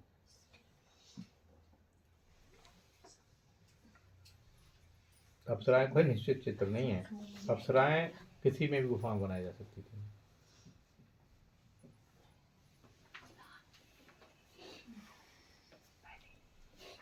ये जो बोर्ड पे आप देख रहे हैं, ये मरणासन राजकुमारी का चित्र है। बहुत धूमिल है, थोड़ा सा बड़ा करके दिखाते हैं।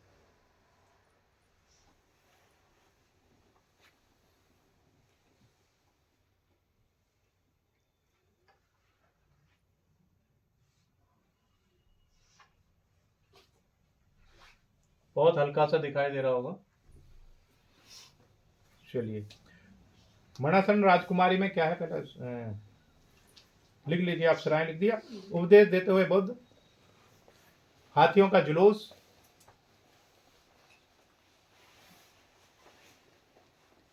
चार दृश्य, बुद्ध का वैराग्य की ओर प्रथम चरण, बुद्ध का वैराग्य की ओर प्रथम चरण।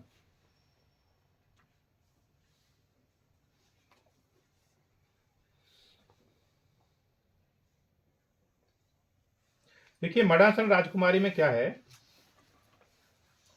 कि जो एक राजकुमारी है,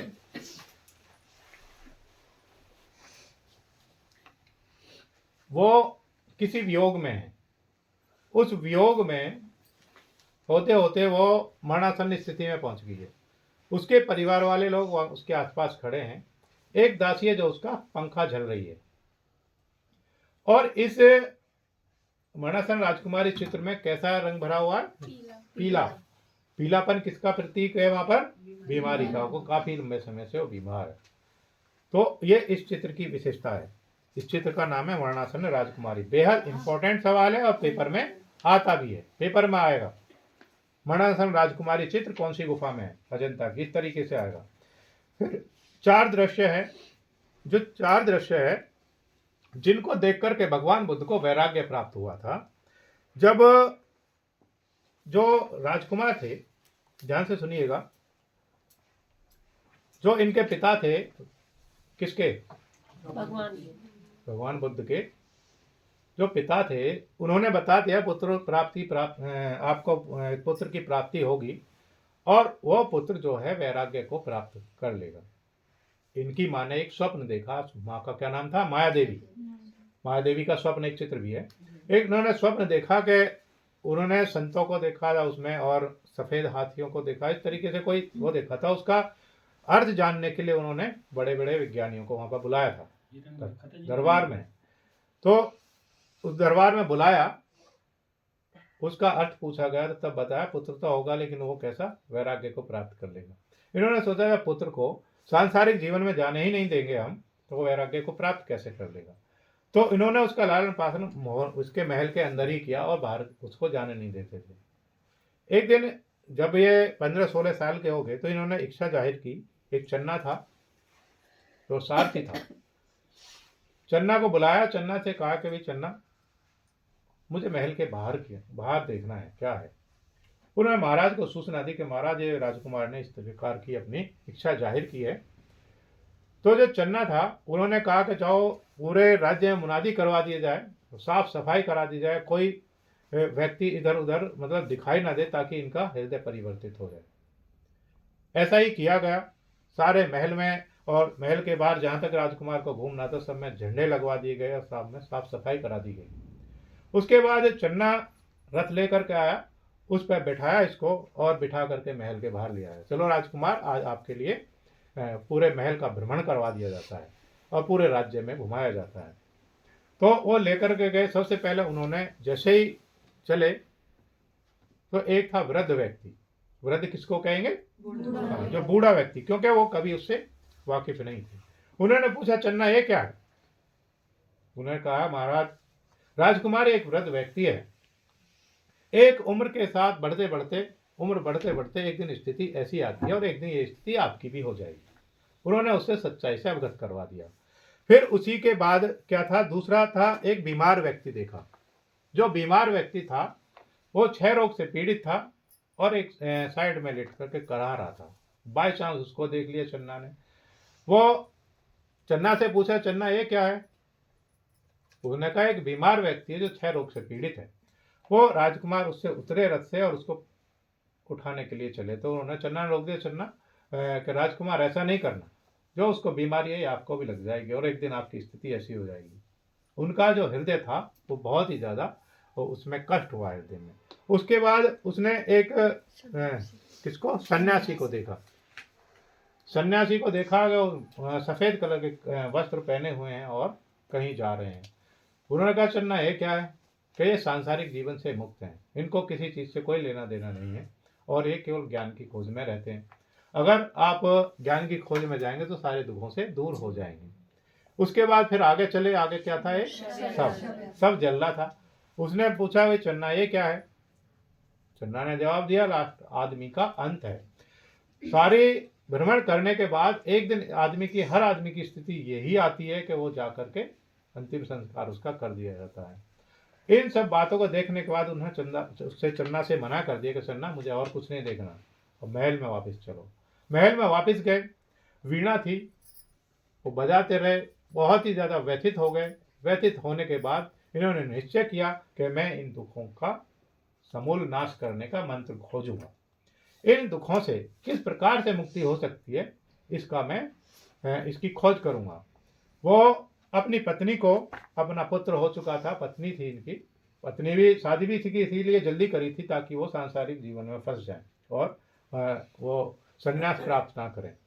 अब क्या हुआ कि इतने बेचैन हो गए तो कुछ दिन बाद क्या करा इन्होंने, बिना पत्नी को बिना राहुल को बताए चुपचाप वहाँ से चन्ना को, और एक इनका घोड़ा था अस्मक, उसको चन्ना को लेकर के साथ और वहाँ से लिख दी। वो चन्ना घोड़े को हाथ से लगाम पकड़े हुए हाथ से धीरे धीरे चल रहा था और ये उसके ऊपर बैठे थे। एक नदी आई रास्ते में, नदी के पास इन्होंने कहा कि चन्ना यहीं ठहरो। जो उनके पास शाही वस्त्र थे वो सारे उतार करके चन्ना को दे दिए, घोड़ा भी चन्ना को दे दिया। चन्ना ये तुम लो और तुम यहाँ से वापस जाओ। अब यहाँ से अगली जो यात्रा है वो मैं स्वयं तय करूंगा और कभी मुझे खोजने का प्रयास नहीं करना। अब मैं दोबारा वापस नहीं आऊंगा। अब ये गए महल में, चुपचाप घोड़ा खड़ा कर दिया इन्होंने। फिर वो जागी इनकी पत्नी, देखा कि वो वहाँ पर नहीं है, तो उन्होंने एक व्यथा, उसकी जो व्यथा है इनकी पत्नी की, वो इंटर में पढ़ाई जाती है, आपने भी पढ़ी होगी, हिंदी में सब बच्चों ने पढ़ रखी होगी। उसमें एक वो है यशोधरा की, ऐसा ही नाम है, पाठ है, आगे उसका नाम याद नहीं आ रहा मुझे। उसमें सब कुछ बताया कि वो सखी वो मुझसे कहकर जाते, वो उसकी अपनी वेदना उसके माध्यम से व्यक्त करती है कि वो अगर मुझसे कह करके जाते तो मैं किस प्रकार से उनके मार्ग का कंटक नहीं बनती, यानी कांटा नहीं बनती, उनको भेज देती। लेकिन व्यक्ति कहता कुछ है, कभी करता कुछ है। उनको क्योंकि इस सभी दुखों से छुटकारा चाहिए था, इसीलिए वो चुपचाप चले गए थे। अब एक दिन वे फिर आते हैं, जो अभी आपने चित्र देखा था, कौन सा? पद्मपाणि नहीं था, राहुल समर्पण था। जो समर्पण, राहुल समर्पण चित्र था, उसमें वो क्या लेने आए थे? वो भिक्षा लेने आए थे। वो किसी अपनी पत्नी के द्वार पे नहीं है, अब वो किसी से भिक्षा ले सकते। तो उनको नहीं पता है मेरी पत्नी है, सब कुछ जानते हैं, लेकिन वो उसकी तरफ उनका कोई, आगे देखेंगे। 88 अजंता की गुफा संख्या 16 का सबसे प्रसिद्ध एवं भावपूर्ण चित्र कौन सा है? मरणासन राजकुमारी। बेहद इंपॉर्टेंट सवाल है। मरणासन राजकुमारी नामक चित्र में राजकुमारी के मुख पर कौन से भाव हैं? करुणा, दया तथा कष्ट के भाव हैं। मरणासन राजकुमारी चित्र की भूरी भूरी प्रशंसा किसने की है? फर्ग्यूसन तथा ग्रिफ्थ ने की है। इंपॉर्टेंट सवाल है। मरणासन राजकुमारी चित्र के संबंध में फ्लोरेंस का चित्रकार इससे अच्छा रेखांकन कर सकता था, ध्यान से सुनेंगे, और वेनिस का कलाकार अच्छे रंग भर सकता था, परंतु दोनों में कोई भी भाव विव्यंजना इतनी सुंदर नहीं कर सकता था। किसने कहा? ग्रिफ्स ने कहा। ये ग्रिफ्स इंपॉर्टेंट सवाल है। भगवान बुद्ध को किन 4 दृश्य देखकर भगवान बुद्ध को वैराग्य पैदा हुआ था? एक शवयात्रा, वृद्ध पुरुष, रोगी और सन्यासी। अगला सवाल है 93, सुजाता की कथा, बुद्ध का गृह त्याग तथा माया देवी का चित्र अजंता की कौन सी गुफा में है? सुजाता की कथा का मतलब क्या है? सुजाता वो खीर बना करके लाई है उनके लिए। एक चित्र है, बेहद इंपॉर्टेंट चित्र है, वो सुजाता की खीर के नाम से भी प्रसिद्ध है। ये वाला चित्र देखिए आप, ये है सुजाता की खीर। भगवान बुद्ध एकदम से जर्जर अवस्था में है, किसी वृक्ष के नीचे बैठे हुए हैं। क्या नाम है उसका वृक्ष का? बोधि वृक्ष। कौन सा वृक्ष है? हाँ, पीपल का। भगवान बुद्ध का क्या प्रतीक है? पान का पत्ता। हाँ पीपल का पत्ता, पान का पत्ता नहीं है भाई। हाँ, इसमें क्या है? यशोधरा बैठी है, खीर लेकर के आई है उनके लिए। तो ये वाला चित्र है। बुद्ध का गृह त्याग। गृह त्याग जब भगवान बुद्ध ने अपना घर त्याग दिया था, वो मैंने अभी आपको उसके बारे में बताया। दूसरा माया देवी का चित्र, माया देवी का स्वप्न, जिसमें माया देवी ने स्वप्न देखा है, वो चित्र है। अजंता की कौन सी गुफा में? कौन सी गुफा में है? 16 नंबर की गुफा में है। अजंता की कौन सी गुफा में 61 चित्रों का वर्णन है? किसके अनुसार है? 17वीं गुफा में है, डॉक्टर वर्गेस के अनुसार। कौन सी गुफा के चित्र सबसे सुंदर, भावपूर्ण तथा गतिमान है? 17वीं गुफा के चित्र हैं। 17वीं गुफा कैसी है? बड़ी गुफा है, उसमें चित्र भी है ज्यादा। हाँ, सबसे बड़ी। अजंता की 17वीं गुफा में कौन कौन से रंग का कम प्रयोग हुआ है? नीले रंग का। नीले रंग का कम प्रयोग हुआ है। कौन सी गुफा में? अच्छा, नीले रंग का प्रभाव क्या है? सुमन, शांति, स्थिरता, विश्राम, इसका प्रतीक है। ठीक है। हाँ जी, अनंतता का भी प्रतीक है। Very good. महानता। महानता का भी प्रतीक है। अनंतता का तो आपने एक चित्र देखा होगा, मदर टेरेसा। मदर टेरेसा का चित्र है, वो इस प्रकार से हाथ फैलाए हुए हैं उन्होंने, और व्हाइट कलर की साड़ी पहने हुए है। उसकी जो किनारी है वो कैसी है? नीले कलर की है। और वो अपने सारे संसार को अपनी बाहों में, अपनी छत्र छाया में लेना चाहती है। वो नीला रंग उसी का प्रतीक है, अनंतता का, यानी अनंतता तक हाथ फैलाए रखना चाहती है। आगे देखिएगा, अजंता की 7वीं गुफा के चित्रों के नाम लिखिए। छदंत जातक समझ चुके हैं, श्याम जातक, बेसंतर जातक, गज जातक, शिवी जातक। अभी हम इनके बारे में बताएंगे तो थोड़ा और भी टाइम लग जाएगा, ठीक है। कई बच्चे घड़ी देखने लगे हैं बार बार।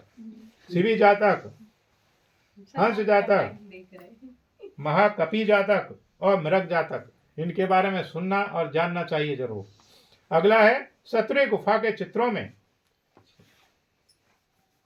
एक युद्ध का चित्र है, जिसमें लगभग कितने चेहरे गिने जा सकते हैं? लगभग 300 चेहरे गिने जा सकते हैं। हाथियों का मिलन चित्र अजंता की किस गुफा में है? अजंता की गुफा नंबर 17 में है। अगला है सर्वनाश नामक चित्र अजंता की किस गुफा में? गुफा नंबर 2 में है। एक उसमें क्या है? एक दूत है। कुछ जो समीक्षक है उन्होंने उसको साधु भी कहा है, किसी ने दूत भी कहा है, और बल्कि किसी ने मतलब उसका अनुमान ही लगाया है। उसने एक मुद्रा बनाई हुई है इस प्रकार से हाथ की, जो सर्वनाश का प्रतीक है, जो युद्ध की सूचना लेकर के आया है। वो दूत माना है कि ये दूत है, युद्ध की सूचना लेकर के आया है कि सब कुछ नष्ट हो गया, ये कुछ बता रहा है, ऐसा कुछ का आइडिया है कुछ सर्वनाश चित्र में। अगला है अजंता के चित्रों में यशोधरा अपने पुत्र राहुल का भगवान के भिक्षा मांगने पर उन्हें अर्पण करती हुई दिखाई गई है। यह चित्र कैसा चित्र है? सबसे विशाल, सुंदर एवं भावपूर्ण चित्र। देख चुके हैं आप बोर्ड पर उसको। राहुल समर्पण नामक चित्र की अनुकृति कौन से संग्रहालय में? बेहद इंपॉर्टेंट सवाल है, चंडीगढ़ के राजकीय संग्रहालय में है। बेहद इंपॉर्टेंट सवाल है। सुत सोम जातक कथा अजंता की किस गुफा में है? 17 नंबर की गुफा में है सुत सोम जातक कथा। अच्छा, कई जगह ये जो है क्या है 16 नंबर में भी दिखा देते हैं कभी कभी, ठीक है। कुछ गुफाएं जातक कथाएं ऐसी हैं जो 2-2 गुफाओं में हैं। अगला है अजंता की किस चैत्य गुफा में पत्थरों को काटकर अलंकरण किया गया है? 19वीं गुफा में। तालाब का चित्र अजंता की किस गुफा में है, जिसमें कुछ महिलाएं तथा बच्चे स्नान कर रहे हैं? 11वीं गुफा में है। मारविजय नामक चित्र अजंता की किस गुफा में है तथा इसकी माप क्या है? पहली गुफा में है। 12 गुणा 8 फीट इसकी माप है। मारविजय चित्र, अच्छा मारविजय में क्या है? मारविजय चित्र में आपको एक बार दिखा देता हूं। भगवान बुद्ध काम पर विजय प्राप्त, ताकि उनका जो मोह था उसको भंग करना चाहते थे, तो भंग करने के लिए यह है मारविजय चित्र। तो भगवान बुद्ध की इस साधना को भंग करने के लिए राक्षसियां भेजी हुई हैं, और इसमें क्या है? अप्सराएं हैं जो उनका मोह भंग करना चाहती हैं, लेकिन भगवान बुद्ध पर इनका कोई प्रभाव नहीं पड़ रहा है। ये है मार विजय, जिन्होंने काम पर विजय प्राप्त करी होते भगवान बुद्ध। मार विजय नामक चित्र अजंता की किस गुफा में है तथा इसकी माप क्या है? 10 गुणा 8 की माप है और पहली गुफा में है। मार विजय इंपॉर्टेंट सवाल है। मार विजय चित्र 12 गुणा 8, 12 गुणा 8। मार विजय चित्र में भगवान बुद्ध के चेहरे पर किसका भाव है? विश्व शांति तथा आत्मचिंतन का, यानी कि ना तो वो उनसे डर रहे हैं ना ही उनको किसी प्रकार का भय है। उनके चेहरे पर किसका है? विश्व शांति और चिंतन का, आत्मचिंतन का भाव है। अगला सवाल है पद्मपाणि बोधिसत्व का विशाल चित्र अजंता की किस गुफा में है तथा उनके हाथ में क्या है? वह उसके चेहरे पर किसका भाव है?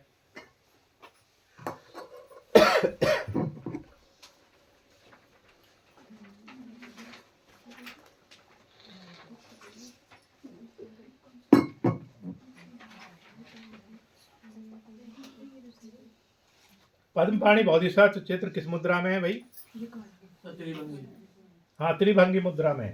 त्रिभंगी मुद्रा कैसी होती है देखिए, यह है पद्मपाणि बोधिसत्व। जिस आकृति में व्यक्ति का शरीर 3 जगह से मुड़ा हुआ होता है उसे त्रिभंगी मुद्रा कहते हैं। जिस आकृति में व्यक्ति का शरीर 2 जगह से मुड़ा हुआ होता है उसे द्विभंगी मुद्रा कहते हैं। जिस आकृति में शरीर 3 से ज्यादा जगह से मुड़ा होता है उसे अतिभंगी मुद्रा कहते हैं। जैसे नटराज की, गुड, वेरी गुड, समझदार। नटराज की कैसी मुद्रा है? अतिभंगी। इनमें से एक उदाहरण आ जाएगा, इन्हीं में से एक सवाल आ जाएगा। सवाल कैसा आएगा? अतिभंगी निम्नलिखित में से अतिभंगी मुद्रा का उदाहरण है, तो उसमें नटराज का होगा एक, ठीक है, उस पर निशान लगाएंगे। निम्नलिखित में से द्विभंगी मुद्रा का उदाहरण है, तो फिर किसका आएगा? उसमें दिया हुआ होगा। निम्नलिखित में त्रिभंगी मुद्रा का उदाहरण है, यानी कि इन्हीं में से कोई चित्र का नाम दिया होगा। जैसा श्री कृष्ण थे, बांसुरी बजाते थे, किसी मुद्रा में बजाते थे? द्विभंगी में, हाँ, त्रिभंगी में।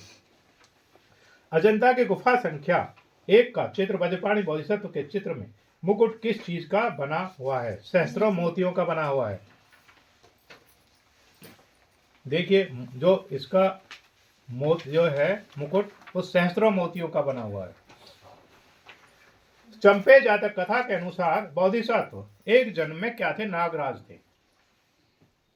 एक ऐतिहासिक चित्र जिसमें पुलकेशिन के फारस के बादशाह खुसरो परवेज के राजदूत का स्वागत करते हुए दिखाया गया है। यह चित्र अजंता की कौन सी गुफा में है तथा इसकी प्रति कहाँ रखी गई? गुफा नंबर 1 में है और प्रति रखी है राष्ट्रीय संग्रहालय नई दिल्ली के संग्रहालय में, राष्ट्रीय संग्रहालय नई दिल्ली।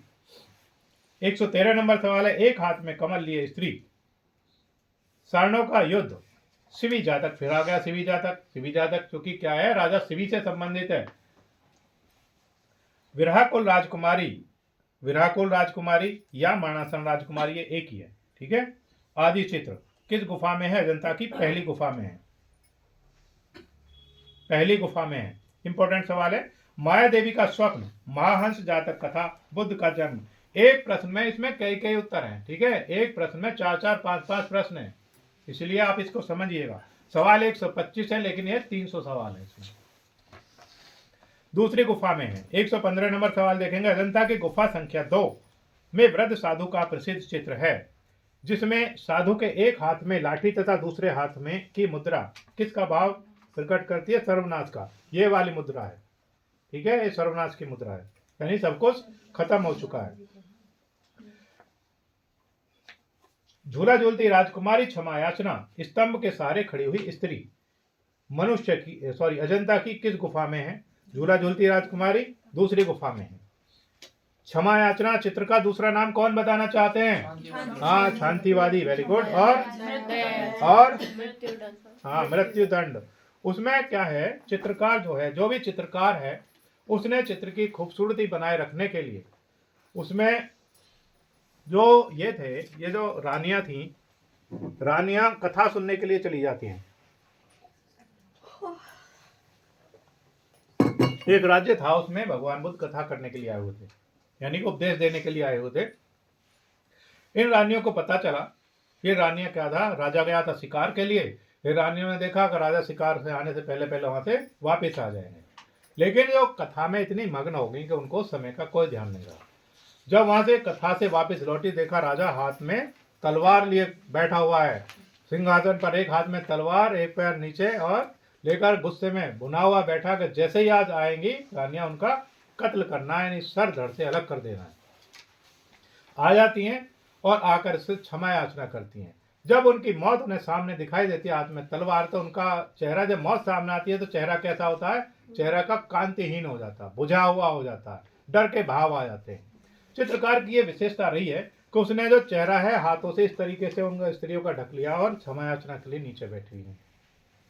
ये चित्र की विशेषता है, उसकी खूबसूरती बनी रही है। 116 नंबर, 118। अच्छा 18 नंबर। अजंता के चित्रों की, अच्छा, दया याचना नामक चित्र को किस नाम से जाना जाता है? अभी ऊपर ही आ गया, वही उत्तर है इसका। दया याचना या शांतिवादी या क्षमा याचना। अजंता के चित्रों की आत्मा क्या है? भाव प्रवणता। अजंता के चित्रों में रंगों से कितने आयामी प्रभाव उत्पन्न किए गए हैं? त्रिआयामी, समझ गए ना? त्रिआयाम, हाँ, जिसमें लंबाई, चौड़ाई, मोटाई या गहराई, तीनों में, इनमें से 3 आयाम लिए हुए हों, और द्विआयामी इसमें लंबाई चौड़ाई हो। Very good. अजंता के चित्रों ने, चित्रकारों ने नारी को कला के किस रूप में माना है? अधिष्ठात्री देवी, अधिष्ठात्री देवी के रूप में माना है। अजंता के चित्रकारों ने किसकी रोशनी में कितने सुंदर चित्र बनाए थे? मशाल की रोशनी में बनाए थे। अजंता के चित्रों में आलेखन अधिकतर कहाँ पर किया गया है? छतों पर किया गया है। इंपॉर्टेंट सवाल 122, अजंता के आलेखनों में अधिकतर किस पुष्प का प्रयोग किया गया? कमल का। इंपॉर्टेंट सवाल है। गज जातक कथा में किसका भाव है? वात्सल्यता का भाव है। गज जातक कथा को जकात भी कहा जाता है, इसे जकात, ठीक है, लिख लीजिए। हाँ, जातक कथा को जकात भी कहा जाता है। अजंता के चित्रों में नारी केश विन्यास कैसा है? आधुनिक, आधुनिक है। अभी ये 125 सवाल खत्म हो गए, इन्हें अच्छे से आप याद करके आइए। कल मैं फिर इनमें से रैंडमली सुन लूंगा, ठीक है।